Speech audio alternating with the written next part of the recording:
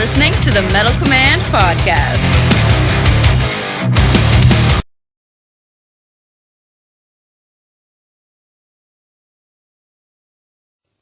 Welcome back to the Metal Command Podcast. Tony here with you, and today I'm here to talk about the new Bruce Dickinson album, The Mandrake Project.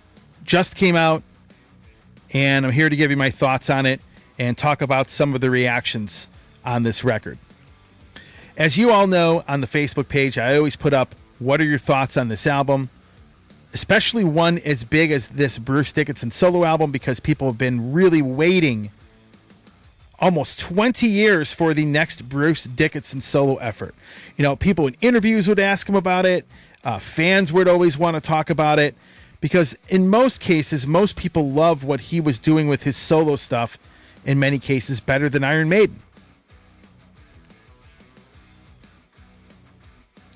And a lot of people love his solo works. You know, Accident of Birth, Chemical Wedding. I mean, these are two of the most legendary albums in the history of heavy metal, right? And I would say universally those albums were loved by pretty much all the fans. And this album has a mixed bag as far as comments. When I put a post up asking what people thought about this, it's mixed. People love it. People hate it. There's a lot of people that are kind of more like in the middle of that. They think it's okay. They think it's so slightly disappointing. And the thoughts are, you know, the thoughts and reactions are pretty much all over the place.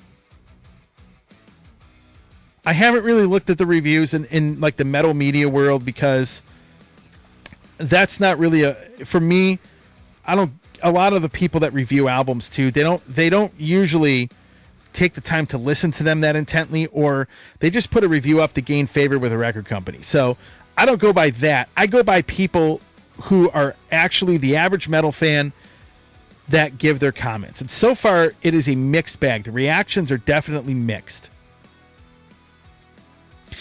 And to put this in perspective a little bit, when Accident of Birth and Chemical Wedding came out,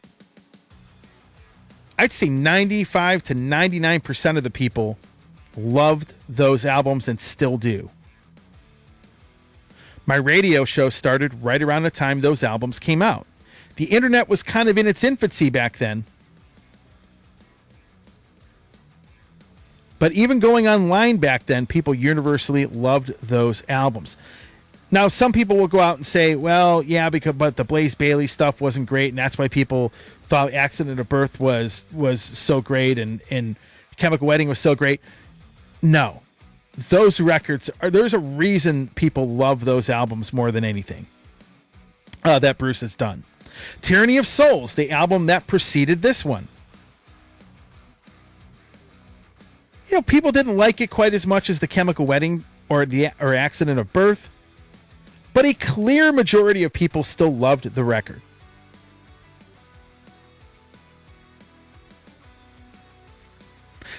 Mandrake Project, there is no clear majority of everything. It's just all over the place as far as what people think about it. Some people think it sucks. I have seen more people say that this record sucks than I have seen people say that about any Bruce Dickinson album since Skunkworks. So let me give you my thoughts on this record. Especially with someone like Bruce Dickinson, who is my favorite heavy metal vocalist of all time.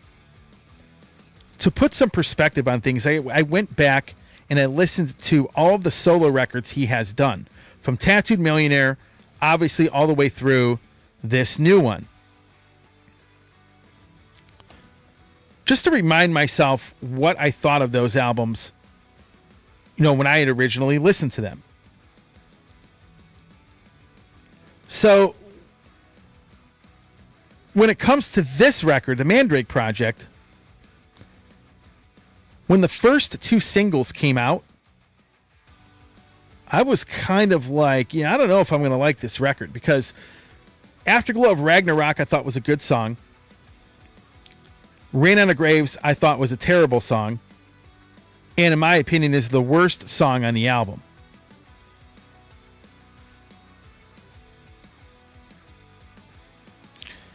And I sit here and I'm like, is this album going to be good? Now, I remember when The Chemical Wedding came out, it was the first year that my radio show started.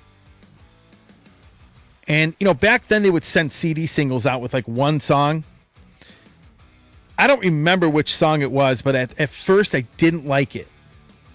And I had loved Accident of Birth that came out before that. But then when The Chemical Wedding, when the full length showed up, I think the second single that I was sent was The Tower. Loved that track. And then when The Chemical Wedding came in and I got to listen to it, it ended up becoming like my favorite Bruce Dickinson album, and it still is today.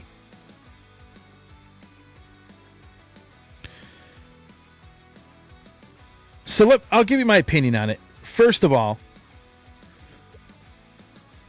I like this album better than Tyranny of Souls and the first 3 Bruce Dickinson releases, Tattooed Millionaire, Balls to Picasso, and Skunkworks. However, I don't think it comes anywhere close to The Chemical Wedding or Accident of Birth. Now, some bands and artists are putting out better records than they did 20 years ago. I mean, I think this is a little bit better than Tyranny of Souls, but it's definitely nowhere near being on par with Chemical Wedding and Accident of Birth. Obviously, my opinion, but that's how I look at this album. Do I think this album is good? Absolutely. Do I think it sucks? No. Is this album going to be an Album of the Year candidate for me? No. There are bands that have put out far better records already this year than the Mandrake Project. But the Mandrake Project is a good record.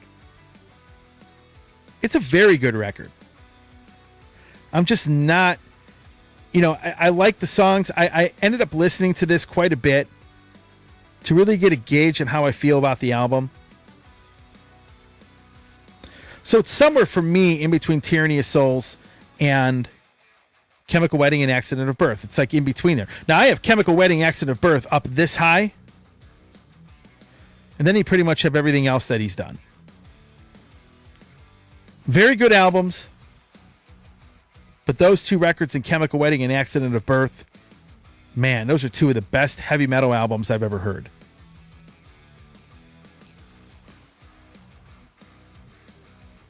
So that's where I'm at on this record. Now, I thought it was weird that he would do Eternity Has Failed, a version of that on his solo record, which is the first actual song on Book of Souls by Iron Maiden.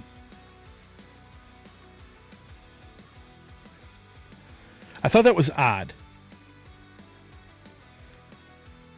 And honestly, though, the 2 singles, in my opinion, that he put out are the 2 worst songs on the album, in my opinion. I like Many Doors of Hell. I like Resurrection Men. Mistress of Mercy is great. Shadow of the Gods, Face in the Mirror. Pretty much the rest of the album is good.